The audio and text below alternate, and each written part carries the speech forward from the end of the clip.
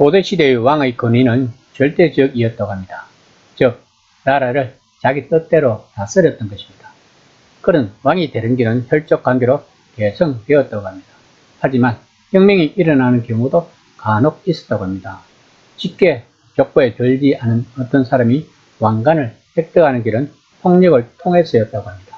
이는 이방인은 물론이고 유대인 사이에서도 마찬가지였습니다.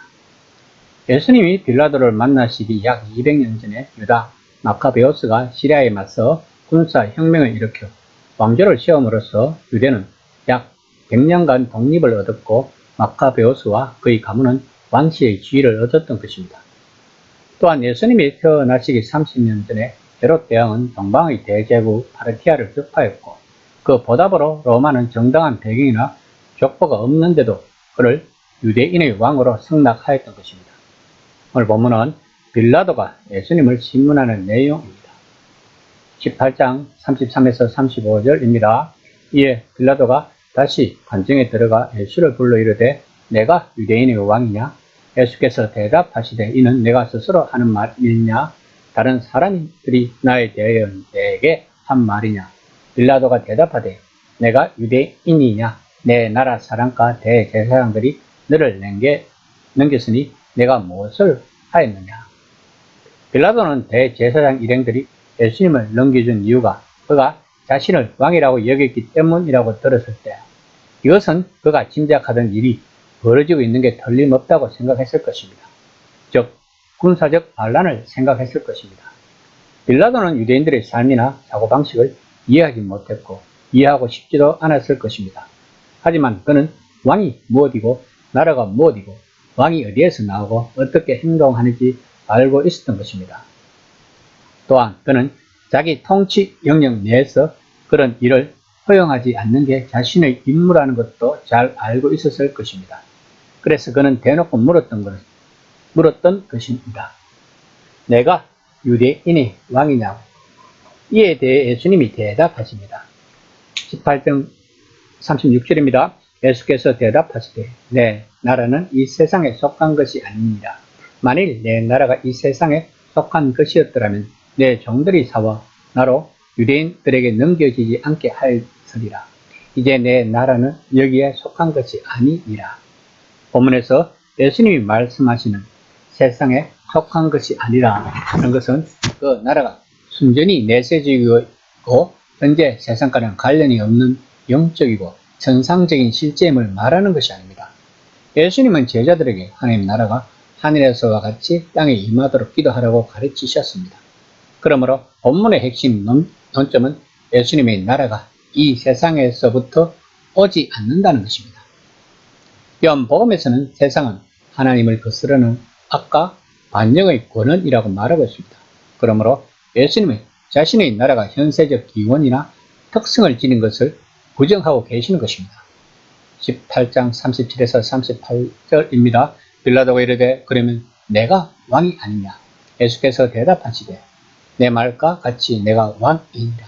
내가 이를 위하여 태어났으며 이를 위하여 세상에 왔나니 곧 진리에 대하여 정언하려 함이로라. 그러 진리에 속한 자는 내 음성을 듣느니라. 하신데 빌라도가 이르되 진리가 무엇이냐 하더라. 이 말을 하고 다시 유대인들에게 나가서 이르되 나는 그에게서 아무 죄도 찾지 못하였노라. 예수님은 자기 나라가 현세에서 오지는 않았지만 현세적 지향점이 있다는 사실을 부정하지 않으십니다. 왜냐하면 자신이 온 이유가 바로 그 나라를 위하여 왔기 때문입니다. 제자들을 세상에 보내셨고 또 보내실 것이기 때문입니다. 즉 자신의 나라는 이 세상에부터 오지는 않았지만 이 세상을 위한 것이라고 말씀하고 계시는 것입니다. 그러시면서 예수님은 진리에 대해서 말씀하십니다. 그러면 진리는 무엇일까요? 진리는 사람들이 추구하는 가치관마다 다 다를 것입니다. 빌라도 같은 사람은 현세적 관점에서 파악할 수밖에 없을 것입니다. 그가 아는 한 진리를 얻는 유일한 길은 칼일 것입니다. 어떤 사람은 돈일 수도 있고 명예일 수도 있을 것입니다. 그러면 예수님이 말씀하시는 진리는 무엇일까요? 예수님의 나라처럼 외부에서 오지만 이 세상에 자리를 잡지 않으면 안 되는 신비한 특징을 지닌 선물인 것입니다. 예수님은 이 진리를 증언하러 오셨던 것입니다. 바로 자신이 진리시라는 것을. 빌라도는 아무리 생각해 보아도 자신이 생각하는 왕과는 예수님이 차이가 있다는 것을 느꼈을 것입니다. 한번 생각해 보세요. 시골 출신의 한 청년이 소규모 제자단을 이끌고 있었는데 그 제자단조차 다 도망가고 없는 상태입니다.